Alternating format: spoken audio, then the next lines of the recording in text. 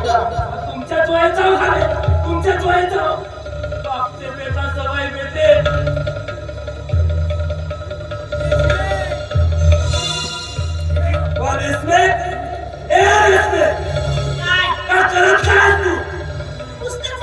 पुस्तक वाचते का वाचते त्या पुस्तकातला भाजी भुक्का का वाचते का पुस्तका वाचून मोठी कलेक्टरी होणार. पुस्तका वाचणे आपल्यासारख्या गोरगरिबाचा काम नाही, आपल्यासारख्या गोरगरिबाचा काम नाही.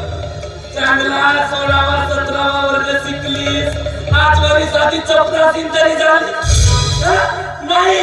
लग्न करून दे म्हणत तर नाही, मामा शिकून द्या म्हणते, शिकून द्या म्हणते. मामा तुम्हाला काय करणार आहे? शिक्षणाचं काय महत्व आहे ते? शिक्षण घेणं म्हणजे फक्त नोकरी करणं हा उद्देश नसतो. शिक्षण घेण्याचा खरा उद्देश आहे शिक्षित, सुशिक्षित, सुजाण आणि सुरक्षित देश घडवणं. मामा आजच्या काळाची गरज आहे. एका स्त्रीने शिकायलाच हवं, कारण एक स्त्री शिकली तर एक परिवार शिक्षित होतो. एक परिवार शिकला तर समाज, आणि समाज शिकला तर देश. म्हणूनच तर डॉक्टर बाबासाहेब आंबेडकरांनी म्हटलंय, शिक्षण हे वाघिणीचे दूध आहे. जो कोणी हे दूध प्राशन करेल तो वाघाप्रमाणे गुरगुरल्याशिवाय राहणार नाही. पण तुम्हाला कसं कळणार आहे शिक्षणाचे काय महत्व आहे ते? तुम्हाला तर एकच कळतं, दारू प्यायचं आणि जीवन जगायचं. बस संपलं जीवन. बापरे, वाघीण बनतो म्हणते, वाघीण, गुरगुरणारी वाघीण. पाहतो ना मी, मरणार नाही हो, मरणार नाही हो मी. गुरगुरणारी वाघीण बनते का देव काय बनून या गावात फिरतेस तर. मामा, हे काय बोलत तुम्ही? मी तुमची सारखी भाची आहे, सावध आहे. वाटेल ते बोलायला. आणि तुम्हाला कोणतं काम? सांगा ना, तुम्ही कोणतं काम करता?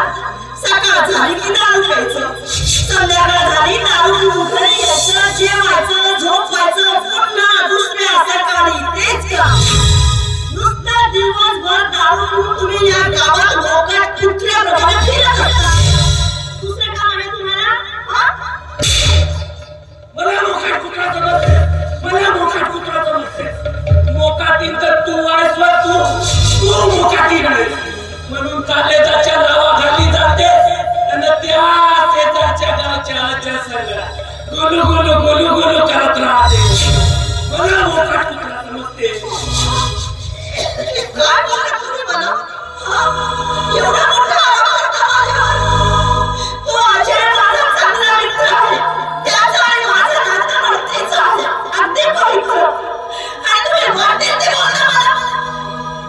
ओझ्या तुझा मित्र हो का यार हो, तुझा तुला माहित असेल. पण पालीस तर पालीस, थोडासा चांगला तर पावायला पाहिजे.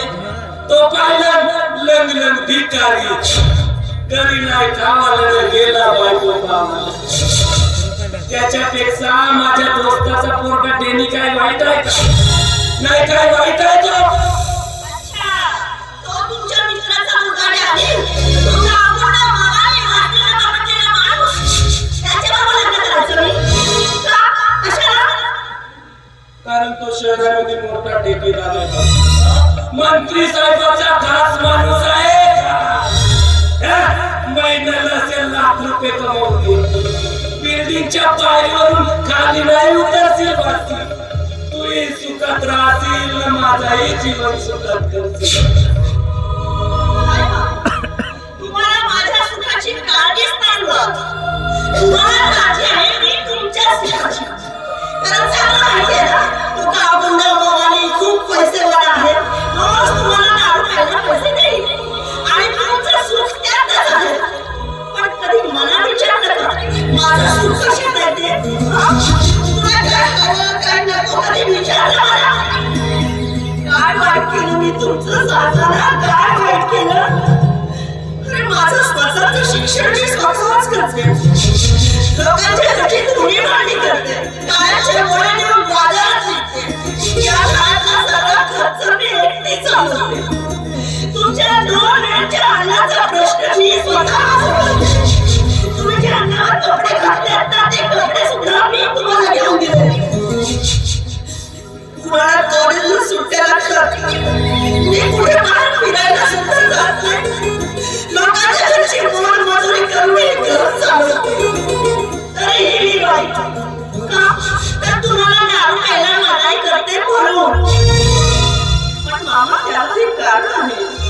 तर मी तुम्हाला आधीच सांगितलं आहे की दारू पिणं तुमच्या जीवाला घातक आहे. एक दिवस दारूमुळे तुमचा जीव जाऊ शकतो. आणि म्हणून मी तुम्हाला दारू प्यायला मनाई करते. आणि म्हणून मी बाई बरोबर ना? हो, बाईकच आहे तू. बाईकच आहे. उलटाय. अवघाच आहे तू, अवघाच. काय केलं मी सांगा बरं. काय केलं मी? कारण तू समावलीस ना समावलीस. तुझा बाप ऍक्सिडेंट मध्ये गेला. तू जशी जन्माला आलीस ना बासी, तुझी न्याय मिळाली. एवढीशी होतीस 5 वर्षाची. आपल्या घरी घेऊन आलो ना. आजवरी तुला पोचत बाकी. आजवरी तुझी मामी होती ठीक होता. तुलाही पोचत होती, मलाही पोचत होती. पण आता ते मेली बाकी. आता तुझ्या ना माझ्या बसावे. म्हणून म्हणतो त्या देणी सोबत. मी तुम्हाला या आधी सांगितलं होतं आणि आता तेच सांगते. माझ्या लग्नाचं नाव काढू नका. मला लग्न नाही करायचं. माझं तर खूप मोठं स्वप्न आहे. खूप शिक्षण घ्यायचं, मोठ्या पदावर पोहोचायचं, एक दिवस एक मोठी अधिकारी बनायचं. आणि कितीही संकट आले, कितीही दुःख आले, तरी माझं स्वप्न मी एक दिवस नक्की पूर्ण करणार. माझ्या गरिबीला मी माझ्या स्वप्नाच्या आड कधीच येऊ देणार नाही. कधीच नाही. आणि तुम्ही मला साथ नाही देत तर नका देऊ. निदान अभ्यास तरी करू द्या. रोज दारू पिऊन घरी यायचं, बडबड करायची. अशाने माझा अभ्यास होणार आहे का? तुम्ही तुमचं काम करा, मला माझा अभ्यास करू द्या. बडबड बडबड. बरं बस. अधिकारी बनशील त्या दिवशी बनलो. पण आता माझा एक काम कर. कामाचा टीम उभा खतम झाला. 50 रुपये ते करत असेल. कशाला पाहिजे 50 रुपये? दारू प्यायला काही वाटतं का बोलायला? हा? सकाळीच मी तुम्हाला 50 रुपये दिले होते तांदूळ घेऊन ये म्हणून. त्याचं काय केलं? मामा जरा तरी विचार करा हो.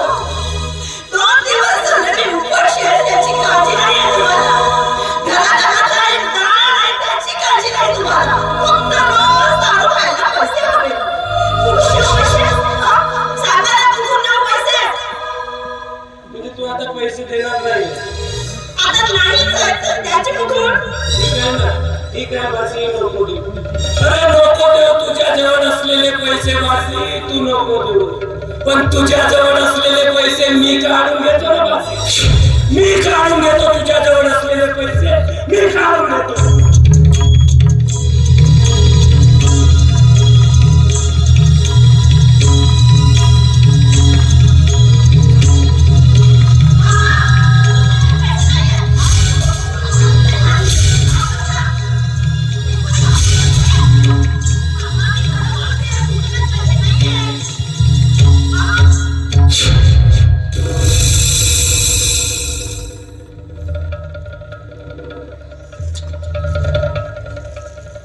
हे 200 रुपये कुठून आले बासी?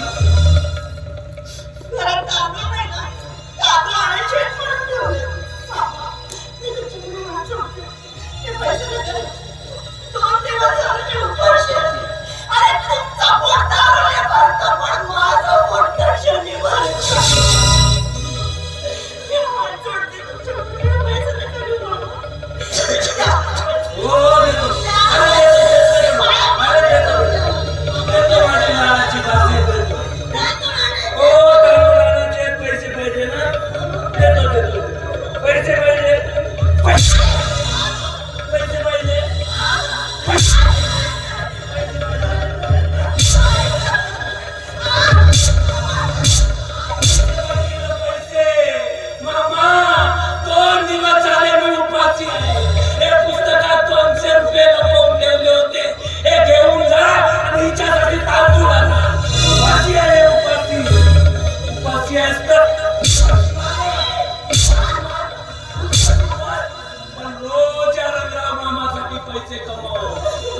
पैसे कमव. या गौरव मामाला रंगारी दाखवतेली. या गौरव मामाला, या गौरव मामाला रंगारी दाखवशील नाही तुझी रंगारी उतरवून टाकली. नावाचा गौरव मामा नाही.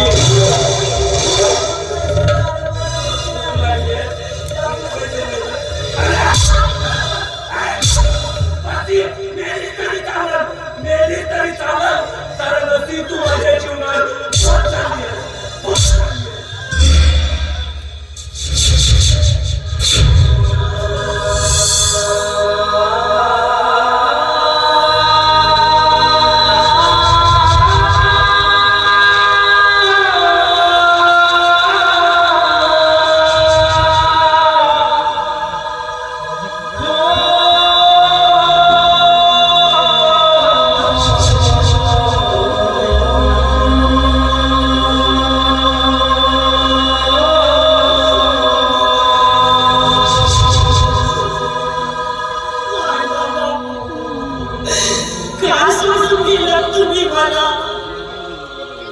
तुमच्या पश्चात या तुमच्या मुलीचं काय होईल याची काळजी नव्हती का तुम्हाला?